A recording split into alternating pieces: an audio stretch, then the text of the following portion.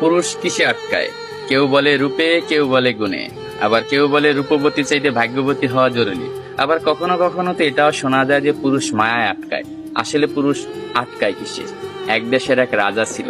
তার এত ধন সম্পত্তি থাকা সত্ত্বেও তার জীবনে মনে হচ্ছে ভালোবাসার অভাব। তাকে একা একা বোধ হচ্ছে। তাই সে আর এক দেশের এক রাজকন্যাকে বিয়ে করে আনলো। বিয়ে করে আনার পরও তার মনে হচ্ছে তার জীবনে ভালোবাসার অভাব। সে আরো একটা বিয়ে করলো, কিন্তু তারপরও তার মনে হচ্ছে জীবনে ভালোবাসার অভাব।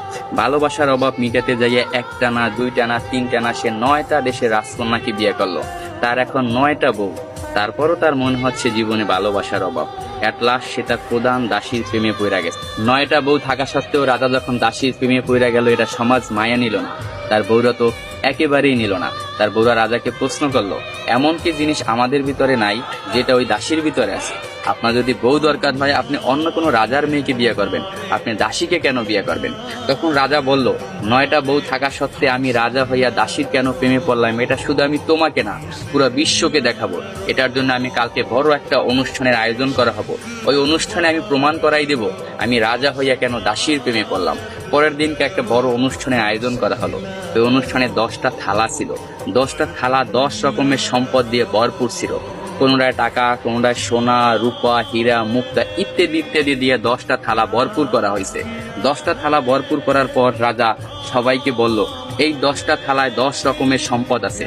আমার 9 জন বউ এবং আমি যাকে ভালোবাসি আমার দাসী, এই টোটাল 10 জন, যে যে থালাটা ধরতে পারবে সেই থালার সম্পদ তার।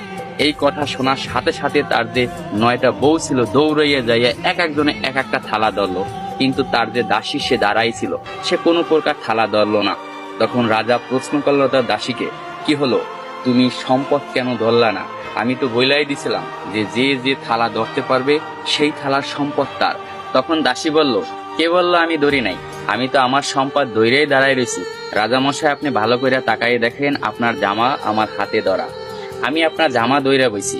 আমার কোনো ধন সম্পদ চাই না, আমি আপনাকে চাই। আমি যদি আপনাকে পাই, এরকম ধন সম্পদের আমার অভাব হবে না। আমি কিছুই চাই না, শুধু আপনাকেই চাই। আমি তাই আপনার জামা দইরা দাঁড়াই রয়েছি।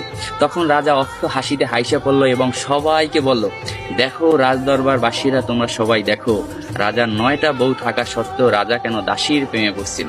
আসলে পুরুষ কখনো টাকা, পয়সা, রূপ, যৌবনের মায়ায় পড়ে না। পুরুষ আটকে যায় নিঃস্বার্থ ভালোবাসা। পুরুষ তাই নিঃস্বার্থ ভালোবাসা। পুরুষকে যে নিঃস্বার্থ ভালোবাসবে, পুরুষ তারই হবে, শুধুই তার।